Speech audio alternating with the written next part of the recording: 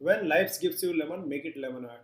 नमस्कार, मेरा नाम है अम्बेश तिवारी और आप सबका स्वागत करता हूं अम्बेश तिवारी शो में। आज दूसरे सीजन का पहला एपिसोड है और हमारे जो गेस्ट हैं वो बहुत ही स्पेशल है।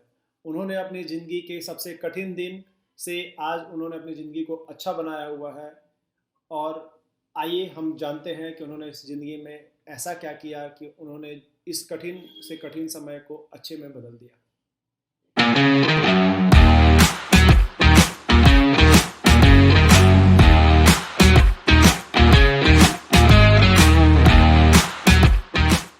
Hello everyone. So our guest is Rishi Tanna. He is marketing and branding professional from last 17 years.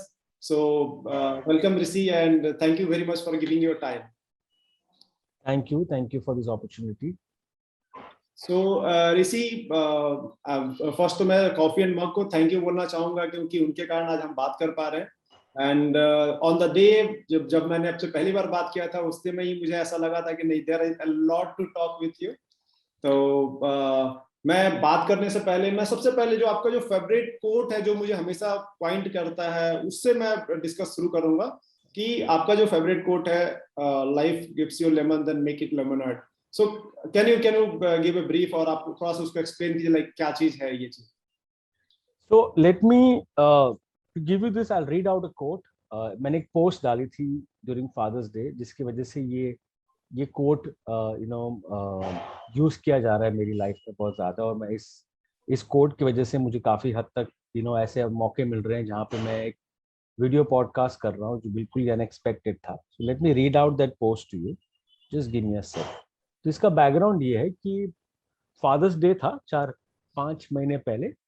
तब लिंक्डइन पे कैंपेन चल रहा था, लोग अपने पापा के फोटोज डाल रहे थे and everybody was kind of celebrating Father's Day and how it is to be a father. कोई लोग तभी बाप बने थे या किसी के पापा के साथ फोटोज थी। तो I had lost my father 3 years back, so मैंने ऐसे एक पोस्ट लिख ली। तो I just read it out to you. Many celebrated Father's Day a few days ago, and I saw a lot of posts done by my connections. I lost my father 3 years ago. For a large part of my growing up years, we were never close. He was a very rich businessman and was extremely busy. Sometimes he wouldn't even know which standard I am. Perhaps that led to the distance. He used to sometimes tease me Mama's boy, a badge that I proudly wear even today. However, tragedy struck us right after his 50th birthday. Facing losses in business, he went into coma due to shock and minor heart attack. He came out of it in 3 days, but things were never the same. We lost everything. We were down on the roads. I was all of 24, and the entire responsibility of running the house came down onto me. But my relationship with my dad changed. He was very upset that he couldn't send me to London for further studies, and I had to find a job for myself so I can support his medical treatment. For the next 12 years, with numerous rounds of hospitals, from being distant, we became very close. We did transition into becoming friends, and he felt comfortable crying in front of me, hugging me whenever required, and also giving me a flying kiss. We used to fight like two brothers, and the next moment we would talk as if nothing has happened. My wife and my mother would be amazed at this relationship. The month was December and the year was 2017. One day he came up to me and said, Beta, I have an intuition I may not survive 2018. There began my handover process of understanding what it is to manage the house. For the next 6 months, every evening, this is what he taught me: the little things that matter.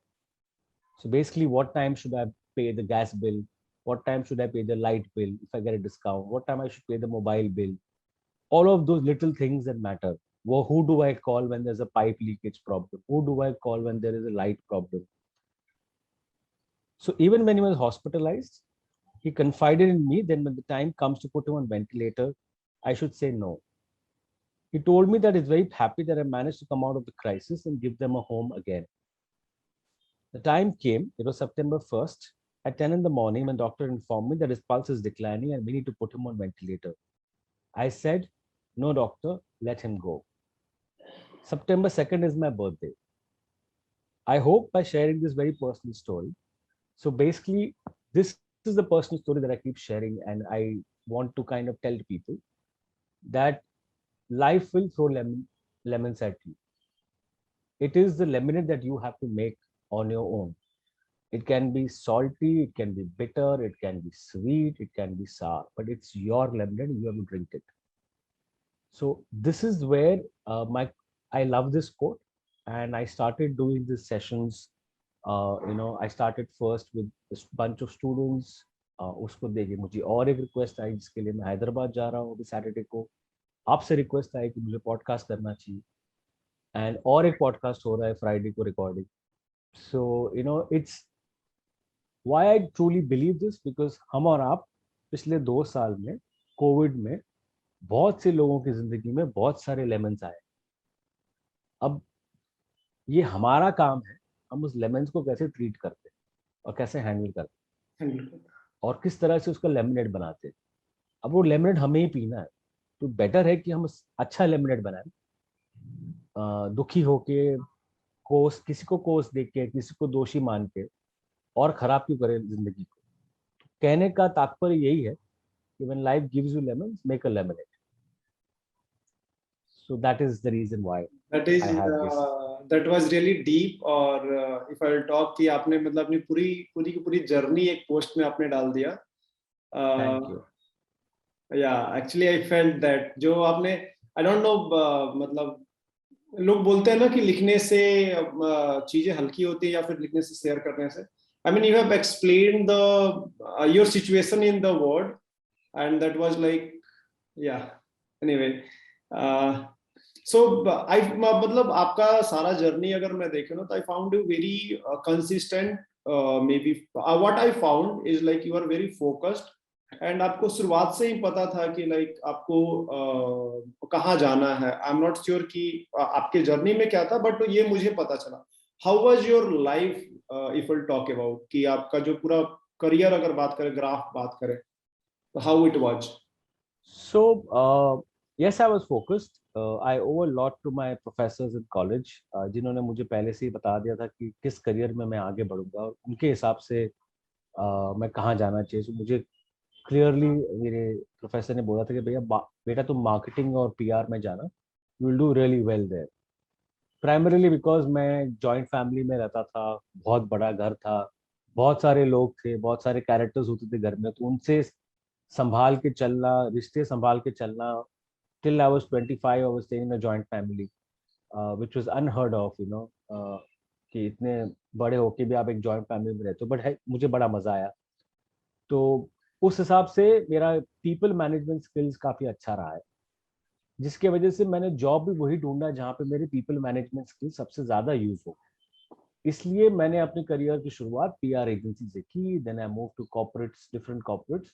But yes, मैं focus रहा हूँ in terms of what I want to do. I have always been that way कि पता होता है मुझे कि मुझे क्या करना है. ये नहीं पता होता कि डेस्टिनेशन क्या होगा, बट एटलीस्ट जर्नी क्या है, मुझे कौन सा रास्ता पकड़ना है वो मुझे पहले से पता था. अब वो कहाँ लेके जाएगा, डेस्टिनेशन कहाँ होगा, मुझे नहीं पता है. But I am very clear on that part. But वो बचपन से है. I was always very focused as a child. Anything which gives you power to be focused, like इतना ज्यादा फोकस. हम अगर मैं अभी अपनी भी बात करूं तो like मैंने इंजीनियरिंग किया हुआ है, इंजीनियरिंग के बाद से मैंने एमबीए किया हुआ है. मैं एमबीए के बाद से मैं कॉर्पोरेट लाइफ छोड़ के मैं अभी अपना स्टार्टअप कर रहा हूँ, पॉडकास्ट कर रहा हूँ. Like a lot of diversification is there. और हमेशा जो एक 20 to 30 या फिर जो भी एक एज बताया सर, उस एज ग्रुप में एक हमेशा बहुत बड़ा कंफ्यूजन रहता है what to do, because they don't know what exactly. बहुत सारे लोग बोलते हैं, ऐसा नहीं है कि हमारे टीचर्स नहीं बोले, हमारे टीचर्स बताएं, but we never focus on that. तो वो पॉइंट आप कहाँ से कैप्चर करते हैं? लाइक आपको कैसे पता चलता है कि ये करना है आपको? I think I don't compare my self. मैं ये नहीं देखता हूँ कि मेरे आसपास के लोग कहाँ जा रहे हैं, किस तरफ जा रहे हैं, किस तरह की जर्नी है उनकी. कि मैं so I came from an extremely privileged and rich family. तो मेरे जो दोस्त थे बचपन में वो सब वैसे ही अमीर थे. तो आसपास के लोग भी काफी रिच थे, मेरे रिच फ्रेंड्स. अब मेरे साथ जो घटना हुई जब मैं 24 साल का था, उसकी वजह से हम तो जीरो पे आ गए. अब मैं उस 10 साल के बाद, 12 साल के बाद या 13 साल के बाद जब मैं देखता हूँ तो मेरे जो वो दोस्त थे वो अमीर से और अमीर हो गए। मैं जीरो से मिडिल क्लास या अपर मिडिल क्लास तक पहुंचा। तो क्या मैं उस बात को लेकर दुखी हो जाऊंगा कि मेरे आसपास लोग आगे बढ़ गए हैं, या फिर मैं अपने आप को देखूंगा कि मैं कहाँ था और मैं कहाँ पहुंचा? तो मैं अपने आप को हर साल मेजर करता हूँ कि मैं किस तरफ बढ़ रहा हूँ, रादर देन थिंकिंग कि कौन कहाँ जा रहा है या किस तरफ जा रहा है। बिकॉज जर्नी सबकी अलग होती है, सोच सबकी अलग होती है। I am a classic example जहाँ पे खानदानी पैसा था वो जब खत्म हो गया, तो it's such a matter of time कि कोई एक टाइम एक बंदा रिच होता है और उसके बाद कहाँ पहुंचता है पता नहीं। So I guess once you get away from this comparison culture जो आजकल हर लोग हर किसी के जिंदगी में घुस चुका है, अगर आप उससे बाहर आ जाओ तो I think you will be better off. I don't think you need to then start thinking about कि मेरा फोकस कहाँ है और मैं कहाँ जा रहा हूँ। I guess that's where the focus comes in, because then you are only bothered about yourself and not thinking कि आसपास लोग कहाँ जा रहे If, if I'll talk about like social media की बात करें, because you are also in marketing and branding part, तो उस समय social media was very less, जो आज के टाइम में इवन आफ्टर कोविड ये तो बहुत ही ज्यादा हो गया है। तो इस सिचुएशन में जहाँ पे हर चीज कंपेयर, लाइक क्रिएटर्स अपने आप को दिखा रहे हैं, मतलब सोशल मीडिया सब कुछ दिखाने के चक्कर में पड़ा हुआ है, वहां कैसे अपने आप को रोका जाए कि हम कंपेयर ना कर पाए? बिकॉज लाइक जब भी आप कोई भी सोशल नेटवर्क ओपन कीजिए ना, तो इट वाज लाइक आपको एक अजीब भावना अंदर से आती है कि ओके ही इज ट्रैवलिंग, और ये गाड़ी खरीद लिया, ये बंगला खरीद लिया, और वहां पे आपके पास कुछ नहीं होता है। हो सकता है लाइक वो जो शो कर रहे हैं वो शो कर रहे हैं, बैकएंड में उनके पास भी वही प्रॉब्लम्स है, but how to get over from this? the only thing you can do is to look back at your life, basically उसको बंद करो फोन को और आसपास देखो। आपके फैमिली में आपके पास छत है, आपकी फैमिली में लोग खुश हैं, हैप्पी हैं, that itself would be a good enough answer for you to figure out कि I shouldn't be looking at all of that.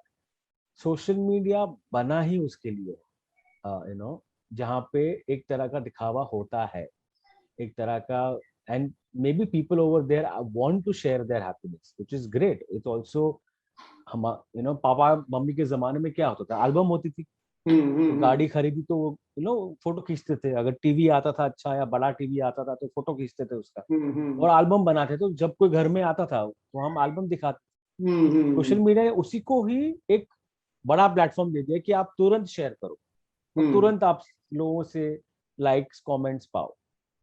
अब इसका मतलब ये नहीं है कि आपकी जिंदगी का दारोमदार उनके हाथ में होना चाहिए कि वो डिसाइड करे आप सक्सेसफुल हो कि नहीं। वो आपके ऊपर है कि आप कितना उसको तवज्जो देते हो। एंड कहीं ना कहीं आई सी लास्ट 2 साल में कोविड की वजह से इसके मायने बदल गए हैं। काफी लोग अभी फोकस कर रहे हैं inward and they want to showcase their vulnerable side also. And that's why मैंने अपना, जब मुझे पहला ऑफर आया कि आप एक टॉक दीजिए, मैंने as a marketing person talk नहीं किया जहाँ पे मैं बोलूंगा मेरी जर्नी, मेरे कैंपेन, मेरे प्रोडक्ट लॉन्चेस। मैंने वो बात ही नहीं की, मुझे नहीं करनी वो बात। मुझे बात करनी थी ये बहुत ही सिंपल सरल इशू है जो मेंटल हेल्थ की, और मैं चाहता हूँ कि मेंटल हेल्थ के बारे में बातचीत हो, क्योंकि इंडिया में बातचीत नहीं होती। And it's very important for, मेरी परदादी ने मुझे कहा था कि बेटा खुशियां बांटोगे तो बढ़ेगी, और अगर गम बांटोगे तो अपना गम तुझे किसी और से कम लगेगा। तो इसलिए मैंने तो ये पोस्ट डाली थी, मेरे और मेरे पापा के रिलेशन थे और मेरे साथ जो लाइफ में, बिना कुछ एक्सपेक्ट किए कि इससे कुछ निकलेगा बाहर या इससे मुझे कुछ मौके मिलेंगे अपनी स्टोरी शेयर करने की। बट द पॉइंट इज, मैं ये दिखाना चाहता हूँ कि मेरी लाइफ भी परफेक्ट नहीं, मैं भी परफेक्ट नहीं हूँ, और मैं भी गुजर चुका हूँ, मैं भी वनरेबल। आइडिया ये है कि आप अगर मेरी इस स्टोरी से इंस्पायर होके आप अपने जो गम है या आप अपने जो दुविधाएं हैं अगर उसको आप फेस कर पाओ और आप आगे बढ़ पाओ, तो मेरे लिए वो काफी हो जाए। Because that is where we need people to support each other. Covid में भी काफी लोगों ने देखा होगा, जब कोई बीमार पड़ता था तो नेबर्स आके आपको खाना देते थे, या कोई आपको हेल्प करता था बेड देने के लिए। मतलब जहाँ बुराइयां हुई वहां पे अच्छाइयां भी हुई, इसलिए दुनिया टिक पाती है, तो दुनिया खत्म हो जाती। So the idea is to really focus on what matters, and very important to focus on mental health.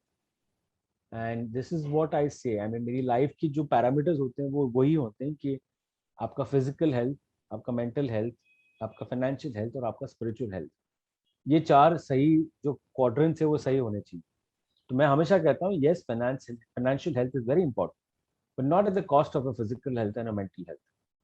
अगर आप उस पैसों को एंजॉय नहीं कर पाओ तो क्या फायदा। मेरे पापा का वही हुआ।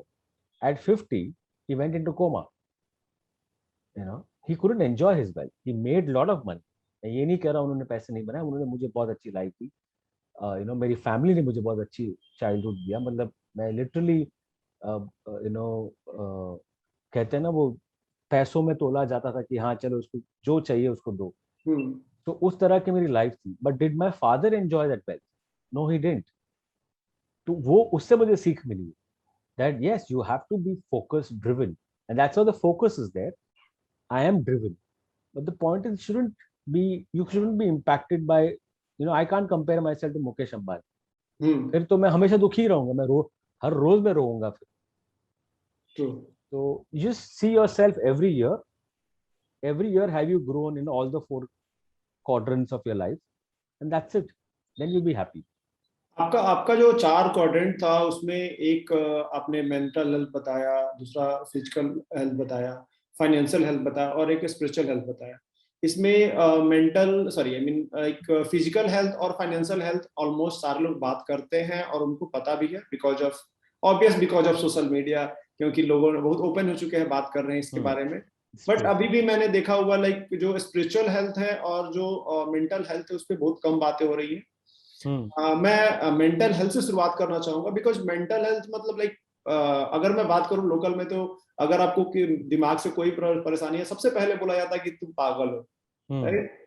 मतलब इंसान को डायरेक्ट वहां पे थोड़ा बीमार नहीं होता, वो डायरेक्ट ही मतलब एक्सट्रीम लेवल पे उसको भेजा जाता है कि तू पागल हो गया है या फिर तुम पागल हो, लाइक समथिंग लाइक दैट। तो कैसे आप मेंटल हेल्थ को डिफाइन करते हैं और क्या है जो कि केयर करना चाहिए? आई थिंक सबसे पहला मेंटल हेल्थ का वही है कि फर्स्ट एग्जामिन कि यू हैव एन इशू। आप क्यों बार बार दुखी हो रहे हो बिना वजह? आप क्यों बार बार खुश हो रहे हो बिना वजह? आपके रिएक्शंस अलग क्यों है, जो जैसे होने चाहिए? तो अगर आप आसपास देखते हो अपने रिलेटिव्स में या अपने कजिन्स या friends, the first thing is to have a conversation and say okay there is a problem. देखो सबसे पहला तो आपको प्रॉब्लम आइडेंटिफाई करना है कि ये प्रॉब्लम है। एक बार वो प्रॉब्लम आइडेंटिफाई हो गया तो definitely seek help from a psychiatric, talk to them, figure out a solution. Luckily मेरे फैमिली में I have a psychologist who studying. My niece is studying to be a psychologist and she is in Sweden, but for the entire family एक तरह से a go-to person है for us to kind of, if someone is having some kind of challenge और उनसे किसी से बात करनी। और हमेशा देखना, लोगों के पास बोलने के लिए बहुत लोग होते हैं, सुनने वाले बड़े कम होते हैं। तो आई थिंक मेंटल हेल्थ को अगर सुलझाना है तो अपने फैमिली में जो होते हैं उनको पहले सुनना पड़ेगा, और जज मत करो, because judging is a very bad thing। Don't judge the person at that point of time that oh something is an issue। maybe there is no issue, maybe उससे बात करना चाहते हैं और शायद उससे सॉल्व हो जाए। पर उसके बाद अगर recurring behavior है then you have to examine it and you have to consult a doctor, a practicing psychologist who can help you deal with the situation। and it's very important after Covid, बहुत जरूरी हम सब में कि हम थोड़े attentive रहे हमारे गैदरिंग्स में। हमारे अब तो हम ऑब्वियसली नॉर्मल सी हो रही तो हम सब फैमिली वाले मिलेंगे। Be aware, see, look around, what is happening, how are your family members behave. आपको ऑटोमेटिकली क्यूज मिल जाएंगे कि हाँ कुछ तो है। And try to have an open heart and open mind to talk to people about it. It's only when you communicate and communicate without judgment is when the real problems will come and you can solve it. And the biggest learning that I have realized in my life is you have to radically accept what is happening in your life, deal with it, process it, overcome it, and then have achieve success. जब तक आप over उसको face नहीं करोगे, radically accept नहीं करोगे कि ये मेरी जिंदगी का प्रॉब्लम है, मुझे इसको सॉल्व करना, तब तक आप उलझते रहोगे, वो घूमते रहोगे, फिर आपके प्रॉब्लम सॉल्व नहीं होगा। राइट, सबसे पहले वो एक्सेप्ट करना बहुत इंपॉर्टेंट है, बहुत जरूरी। When it comes to spiritual life, अगर मैं बात करूं तो इज इट समथिंग जो पूजा पाठ से रिलेटेड है, और how you will define the spiritual life? So I would truly believe that spiritual health comes through your own experiences and your openness to accept life and death. अब मेरा spiritual journey शुरू हुआ मेरे पापा के death के बाद। जब मुझे बताया गया था कि मेरे रिलेटिव्स थे, बोल रहे थे कि बेटा बॉम्बे में किसी भी मंदिर में आधे दिन में काम हो जाएगा, आपको वो जो 13 दिन की जर्नी होती है, 13 दिन का जो पूजा पाठ होता है, मुझे सबने बोला कि भैया आप किसी भी मंदिर में चले जाओ, आधे दिन में पूरा काम हो जाएगा। हमारे बॉम्बे में हर चीज का एक जुगाड़ होता है ना, मतलब जो चीज आपको 4 दिन में करनी, उसका आधे दिन का भी जुगाड़ होता है। तो वो जुगाड़ की बातें हो रही थी। तो मेरी नानी जो थी 90 साल की, उन्होंने मुझे बोला कि बेटा अगर तुम्हें शास्त्र के हिसाब से सही मायने में इसको सीखना है या समझना है, तो मैं एडवाइस करूंगी कि आप नासिक जाओ, क्योंकि गोदावरी घाट पे बैठो, वहां पे पूजा पाठ करो 10वें, 11वें और 12वें दिन, और 13वें दिन को वहां से पूजा करके वापस आओ, फिर यहाँ पे पूजा करो। तो मैं बोला ठीक है नानी। तुम, मैं वैसे भी बहुत बड़ों की सुनता था, अभी भी सुनता हूँ, तो और मुझे ज्यादातर बड़े लोगों से बात करना अच्छा लगता है कि वो जो सीख देते हैं वो कोई किताब में नहीं होता है। राइट। तो मैंने कहा ठीक है नानी मैं जाता हूँ। तो मैं मेरे मामा के साथ वहां गया, और 10वें, 11वें, 12वें दिन वहां पे मैंने पूजा पाठ किया। अब फॉर्चुनेटली जो पूजा करते वक्त जो महाराज थे वो भी बड़ी उम्र के थे। तो उन्होंने मुझे पूछा कि बेटा तेरे चेहरे पे क्वेश्चंस बहुत है, मुझे लग रहा है तुझे समझ नहीं आ रहा, तो क्यों कर रहा है? तो मैं बोला हाँ महाराज, मुझे समझना है कि हो मैं कर क्यों रहा हूँ। बोला ठीक है बेटा, अब मैं तुझे समझाता हूँ, हर कार्य में क्यों कर रहा है, तो क्यों अपने बाल मुंडवा रहा है, तो क्यों पिंडदान कर रहा है, तो क्यों अपने फैमिली ट्री को याद कर रहा है, तो क्यों ये पूजा कर रहा है। तो हर चीज का मुझे कारण बताया गया। क्यों तू 13वें दिन ब्राह्मण को खाना खिला रहा है, क्यों तू छोटी लड़कियों को खाना खिला रहा है, क्यों तू घर आके वापस वही पूजा करके वापस खाना। आई थिंक जब मैं ये सब समझा और उन्होंने मुझे बताया कि हर चीज की एक्सपायरी डेथ होती है, एक एक्सपायरी डेट होती है, जहाँ पे हर कोई जो आता है वो जाना ही। जब तक तुम ये एक्सेप्ट कर लोगे, and exactly the same thing, radically accept death, अगर आप उसको एक्सेप्ट कर लोगे, तो आप जिंदगी में अपने आसपास के लोगों के लिए काफी सुखदायक टाइम दोगे, उनको अच्छे मोमेंट्स दोगे, because everybody has to die. a death is the biggest slap on a man's ego. आप बोलो अपने आप को भैया मैं बहुत बड़ा तोड़ हूं, मैं ये कर लूंगा, मैं ये कर लिया, मैंने वो कर लिया, one day one heart attack you're gone. So that is the biggest slap on your ego. तो वो जो मेरा 3 दिन थे, उससे मेरी खुद की वायरिंग चेंज हो गई, मेरे अंदर की पता नहीं क्या चेंज हो गया। मेरे आसपास के लोग मुझे कहते हैं ऋषि तो बदल गया है, मेरे घर वाले, मेरे फ्रेंड्स से, you have change, you kind of you think very differently now. तो उस वजह से मेरा स्पिरिचुअल अवेयरनेस जो है वो काफी, आई वुड से, एग्रीवेट हो गया है, बॉडी में ही ऑटोमेटिकली मैं सोचना शुरू कर दिया है, and I have really learn to accept death and let go. तो उस हिसाब से मैं ये कह रहा हूँ। और एक और वाक्य हुआ मेरे साथ, बिकॉज मैंने अपना सो मेरे एक कलीग थे, और मेरे एक जो मेरे दोस्त बन गए, जो 2018 में हम दोनों के पापा की डेथ ऑलमोस्ट सेम टाइम पे हुई। तो वो प्रेयर मीट पे आ नहीं पाया, तो मैंने उनसे मिला प्रेयर मीट के बाद। वो मुझसे बुलाया ऑफिस में, और मैंने बात, तब मैं नासिक से वापस आ चुका था, क्योंकि प्रेयर मीट उसके बाद हुई थी। तो मैंने उनसे बताया कि मेरा क्या एक्सपीरियंस रहा, मेरी क्या जर्नी हुई। तो हमारा जो डिस्कशन था, फिर हमारा लाइफ, डेथ, स्पिरिचुअलिटी पे ज्यादा बात करना शुरू कर दिया। समवेयर इन जुलाई अगस्त उन्होंने मुझे उनका प्रमोशन हो रहा था, तो मैंने उनको कंग्रेचुलेशन करने के लिए फ़ोन किया और मैंने उनसे कहा कि कंग्रेचुलेशन, बहुत बहुत अच्छी बात है, हाँ हाँ बहुत, मुझे भी बड़ी खुशी है।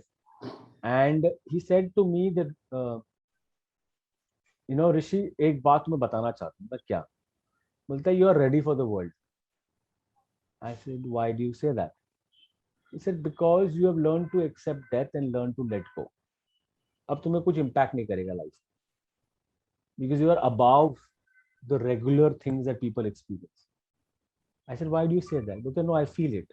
मैं तुमसे बड़ा हूँ, मुझे महसूस होता है। And that's when I said, okay, maybe you think that way. 1 month later, I lost him to COVID. Him? And Oh, yes, 1 month later, I lost him to COVID. Post-COVID complications हुए उनको, अब वो चले गए। अब वो मेरी life में आए 3 साल, उन्होंने मुझे ये ज्ञान दिया और चले गए। That's how I realized, जब उन्होंने वो पंडित जी ने मुझे कहा कि आपकी जिंदगी में ऐसे मोमेंट्स आएंगे, आपके लोग आएंगे जो आपको आएंगे सिखा के चले जाएंगे।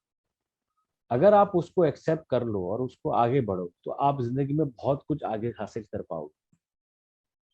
तो ये मैंने सीखा है। तो मेरा spiritual health, I would say, is not because मैंने उस पर मेहनत की या मैंने उसको जाके पढ़ाई की।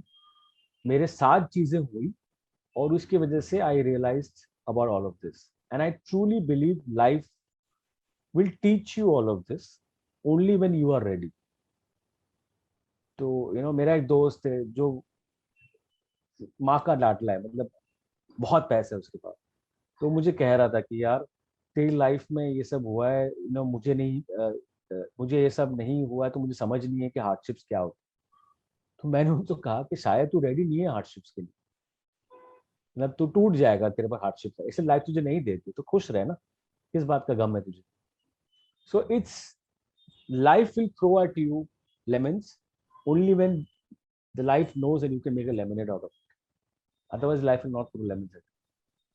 ट्रू। मतलब अगर अगर हार्डशिप हो रहे हैं तो इट्स नॉट लाइक कि ये हार्डशिप तुम्हारे साथ हो रहे हैं, इट्स लाइक कि you are now capable of for that hardship. Yes, mentally कहीं ना कहीं से आपको प्रिपेयर किया जा रहा है या फिर कुछ अच्छा के लिए आपको प्रिपेयर किया जा आगे। exactly. If you have that faith, then it definitely will make you a better person. And the point is, it's one life to live.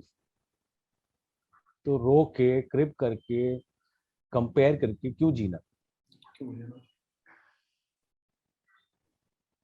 कहीं मैंने कुछ मैंने किताब या फिर कहीं पे मैंने एक सुना हुआ था कि स्पिरिचुअल मतलब लाइक स्पिरिट एंड रिचुअल्स दोनों को, सॉरी, दोनों को मिला के बनाया गया है। वेयर रिचुअल्स जो भी हो रहे हैं, परंपराओं को अगर आपके मतलब आपको समझ पाओ, वो अगर आपके आत्मा से हो रही है तो वो स्पिरिचुअल चीजें हो जाती है। Like even you explain the same way कि जो भी चीजें होती है वो तो ऑलरेडी हो रही है, बट वो अगर हम समझ पाए तो हम स्पिरिचुअल की तरफ जा रहे हैं, राइट? That's true. तो इफ विल टॉक अबाउट कि अगर कोविड के बाद, क्योंकि कोविड ये 2 साल जो बात करें ना, लाइफ को बहुत सारा मतलब लाइक एक ड्रास्टिक चेंज हो गया। बहुत लोगों ने बहुत कुछ खोया, बहुत लोगों ने बहुत कुछ पाया। Yes. और उसके बाद से अभी लाइफ में अगर देख रहा हूँ तो पूरी की पूरी चेंज हो गई। तो आप कैसे देख रहे हो कि आगे मतलब क्या चीजें होंगी, क्या फिर क्या चीजें चेंज हुई, तो उसको कैसे देखना चाहिए? I think a crisis changes everything. आपको जो भी अभी चेंजेस आएंगे, आपको उसको एक्सेप्ट करनी होगी। हाँ, पुराने जो रीति रिवाज हैं, पुराने जो मेथड्स हैं, आप उसको कभी, अभी उसको आप नहीं दे सकते हो। मैं लिविंग एग्जांपल हूँ। एक क्राइसिस ने मुझे पूरा चेंज कर दिया। जो एकदम ही मनमौजी, बेफिक्र था, वो सडनली जिम्मेदार इंसान बन गया। तो I guess crisis will change it. I see it myself. मेरे आसपास जो मेरे कजन्स हैं, जो मुझसे छोटे हैं, मैंने देखता हूँ उनको जब वो अभी वो आ रहे हैं। सो change definitely hoga. You will have three types of people that will now enter the workforce.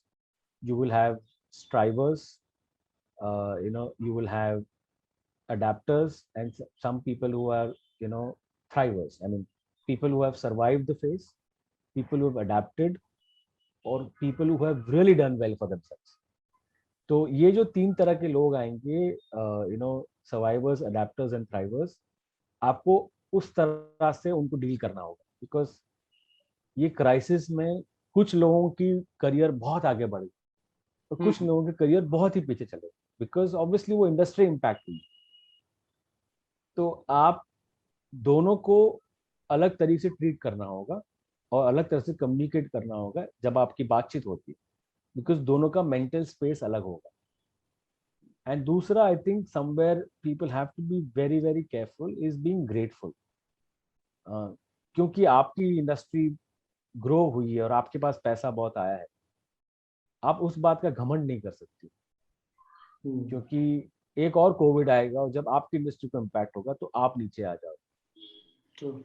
तो वो एक आपको समझना होगा कि you have to be extremely grateful to be able to survive it, and generally be a good listener. I think that will solve a lot of issues.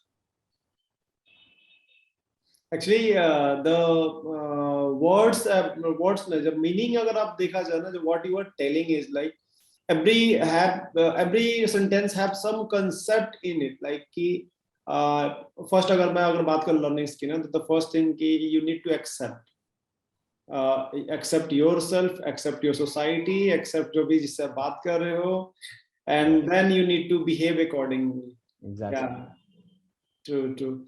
So if I'll talk about your formula, like अगर आज का जो generation है, like already you have told like accept, फिर भी any suggestions which you want to give to your, actually you have changed from 25, right?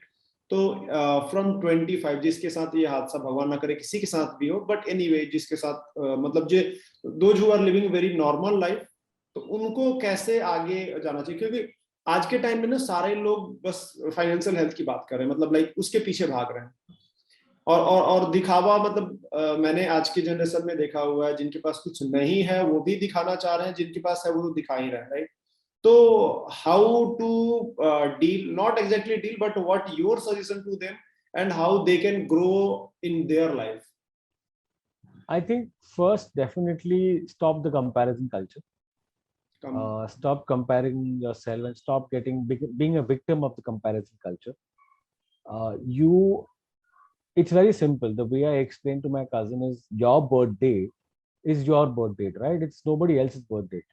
तुम्हारी journey तुम्हारी है, तुम यूनिक हो, तुम उस दिन पैदा हुए. So how can you compare yourself to someone else जिसके पास ये है?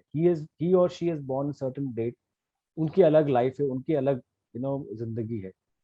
So you can never think that okay, my life is worse than others or my life is better than others, because the fact of the matter is this is your journey. So as long as people feel within themselves and look inwards and say this is my life, this is my journey.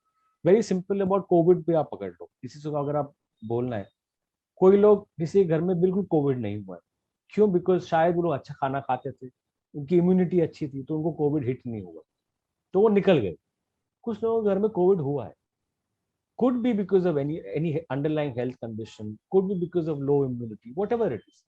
So वहां पे तो आप compare नहीं कर रहे हो कि अरे उसको कोविड है तो मुझे कोविड क्यों नहीं हुआ.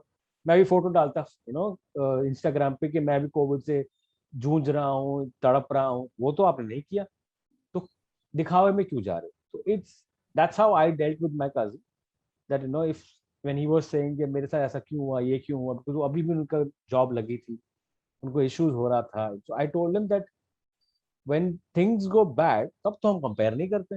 अब कंपेयर नहीं करते, राइट? तो तुमने ये कहा कि मुझे कोविड क्यों नहीं हुआ, किसी और को कोविड क्यों हुआ, तब तो मैं इंस्टाग्राम पे डाला कि मुझे कोविड हुआ है, कि अरे उसने कोविड, काफी लोगों ने डाला था इंस्टाग्राम पे या फेसबुक पे कि मैं अभी रिकवर होकर आया हूँ, आई thank all the staff, nurses, the doctors, right?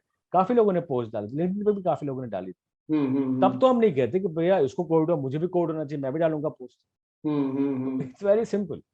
I think comparison culture जो हम लोग इतने वो चक्रव्यूह में फंस गए हैं हम लोग अभिमन्यु की तरह, आई थिंक उस चक्रव्यूह से निकलना बहुत जरूरी है. So that's my biggest advice, that stop comparing. You would have your own journey, you would be successful. The day you feel start feeling that yes, I will be successful in my own right, that's when you will realize that okay, you don't need to compare with anything. It's your own journey and you compare yourself. That's it.